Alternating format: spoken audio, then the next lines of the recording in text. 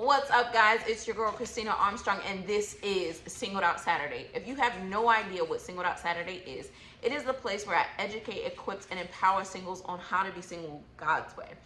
If you haven't already, go ahead and hit that subscribe button, hit the bell next to it so that you can get notified every time I post a video. So I am sure that I'm pretty sure I have most of the saints and the religious people either talking about me or praying for me with this title.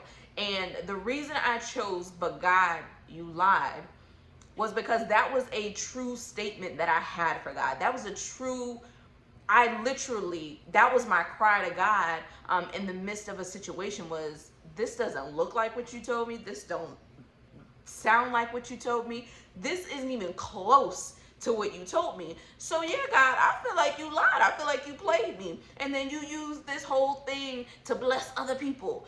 That's great, but I feel played. And so that's where I was in my life. Thank God for his grace. Thank God for his mercy.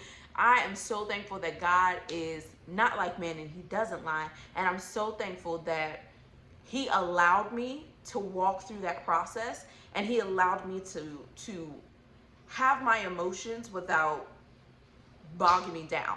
And when I say that, God's a gentleman. Like when I was angry, I literally broke up with Jesus. I was like, we need some space. This ain't gonna work. And you can hear more about that in one of the later videos that were posted. But I want to get to this situation because there are a lot of people who have been disappointed by God.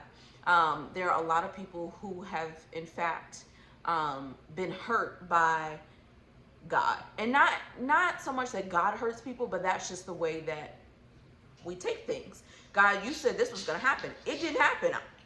I know, I heard clearly. And so today's video is going to be part one of the 3-part chapters of But God, You Lied. If you don't know the story of 7-7-17, go ahead and check out that video. It's called The Testimony. That is where you get everything. I lay it all out on the line. It's going to help you better understand why and how I felt the way I did.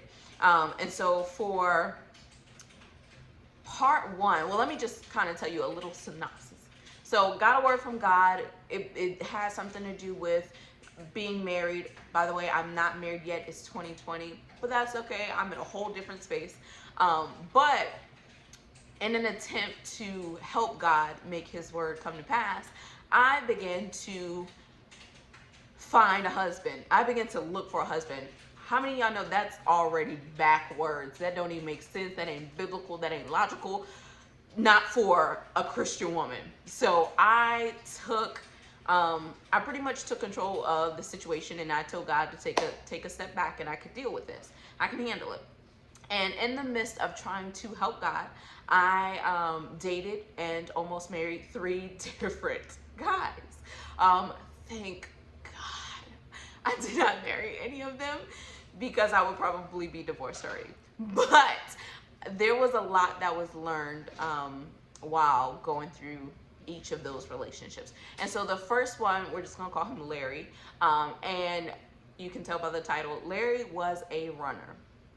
As I'm doing this, you know, I'm really thinking like that was probably smart for Larry, especially for dealing with someone like me who knew she had a word from God and was determined to make this word come to pass. And I'm like, oh my God, you're my husband. It was probably smart for Larry to run. Now, hindsight's 2020. It was probably a good idea. But in the midst of that relationship, I felt betrayed. I felt like I missed it. And this was the start of me feeling like, God, you lied. And there were a couple of things that happened. There were a couple of situations that kind of messed me up. And so I met Larry on I'm pretty sure I met Larry on a dating site. Larry and I kind of connected. He was cute. He fit everything on paper. I was like, oh, he's cute. The only thing was he was younger than me. But how many, you know, I tried to kind of justify. I was like, well, he didn't say how old he was going to be. He just told me I was going to get married then. So in my mind, I need to know him for at least a year. We need to be engaged for at least a year. And then by the time we get married, it'll be the date that God gave me. Don't work like that. So, met Larry. Larry was really, really cool. We really connected. He was younger than me, but he was still cool and seemed to be a good guy. And so our relationship progressed pretty quickly. I actually brought him home to meet my family. And I think the thing that stung the most with this is everyone thought that he was the one.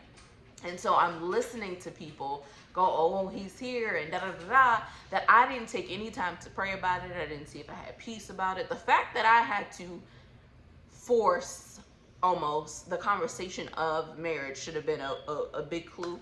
But I still pursued it because I was determined in this is gonna work. Because why? Because God said it's gonna work. And I never really hung on to the fact that God's not like man, he can't lie, and what he says will happen. I kind of hung on to the fact of, all right, God said this, so that means he needs my help to do this. I got to be a willing participant in this work, right? Well, we broke up. I think my attempts to force him into a marriage was a little too much. And so we broke up. But there was never a conversation. It was just a Larry went ghost. Larry didn't answer texts. Larry didn't answer emails. And I didn't hear from Larry probably for about 3 months. So I was sitting there. No, it couldn't have been 3 months because I'm not that forgiving. I'm working on it, but I ain't that forgiving. So it couldn't have been 3 months. It had to be a couple of weeks. And then Larry reached back out and we tried it again. And yet again, you would think I would learn something, but I didn't. I was really tunnel vision focused on I have to make this work. So obviously it didn't work with Larry. He kind of went ghost the first time, reconnected. And then I never forget it. It was Easter Sunday and I had to dance at church. And his mom and her boyfriend showed up, but he didn't show up. And I'm gonna be honest, I was pissed because I'm like, all right, when I wrote down what I wanted in a husband, it was somebody who was supportive. And so he did not show up that Easter when I danced. And so I didn't talk to him afterwards just because I was mad and I was like, I don't want to deal with you. And so a day or two went by and we started to talk again. Yeah, by this point, I'm not really feeling it now because now I'm feeling like now even though I've been forcing you, now I'm feeling like I'm forcing you, and I don't like to feel like I'm forcing you. It's okay if I do it and I don't feel like I'm doing it, but to actively feel like I'm forcing you is nah. So, so that relationship finally ended when he went ghost again, and I hadn't seen from him, heard from him, nothing. And honestly, because I still had a little bit of time, I was hurt, but I wasn't like distraught because I was like, okay, we still got 2 years to make something happen. So I still got time. It's not the end of the road. The word can still come to pass. So I was okay. I did get a Instagram message from him probably like a year later. And I was like, no, Satan, get thee behind me. Because at that point, I was done forcing anybody. Or, no, I wasn't. I'm lying to y'all. I wasn't. I was forcing somebody else at that point. But during that time, I was done forcing him to be my promise. I was done, and I kind of had the realization that he wasn't it. And so, like I said, he's the one that kind of started but God, you lied. That don't make sense. Because it did not fit the boxes that I had created in my mind. It did not fit how it looked to me in my heart. And although I didn't lack peace, I thought it was the right thing to do. And I don't even know if I didn't like peace. I think I ignored a lot of red signs trying to get a promise to come to pass. And so literally my son had met him. I was there when his grandmother passed away. Like, it was really a relationship that I became infatuated with, because I became infatuated with the idea of marriage instead of resting in what God had told me. So yeah. So Larry got the nickname the Runner. He was, I should have named him Ghost. Ghost, the Runner. I don't know. But he became known as the Runner by everyone because he was always someone who ran. But still, I was holding on to, I can still make something work. So there was still 2 years to kind of find a husband, get married by that set date, and make it do what it do.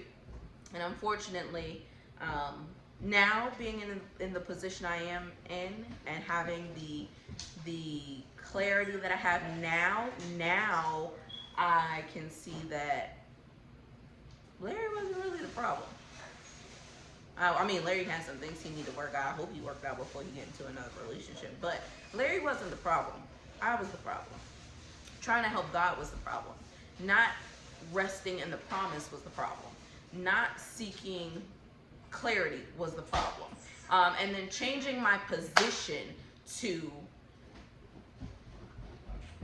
making myself a helper of God. God doesn't need my help. I'm still trying to figure that out. Because I feel like I'm a great help. I feel like I'm a great asset. I feel like, okay, God, you want to bless me? Let me tell you the best way you will really get the shock factor from me. As if he doesn't know. And so that's pretty much the story of Larry. After Larry, I met the most crazy, like after Larry there was more, and it got insane. And so make sure you come back next Saturday for the story of Joe the numerologist. I don't know how a Christian and a numerologist can do it, but Joe the numerologist. All right, the dog's crying, so I guess that's my cue. But make sure you check the video out. Make sure you subscribe, and stick around. I think you'll find some good insight. Love you guys.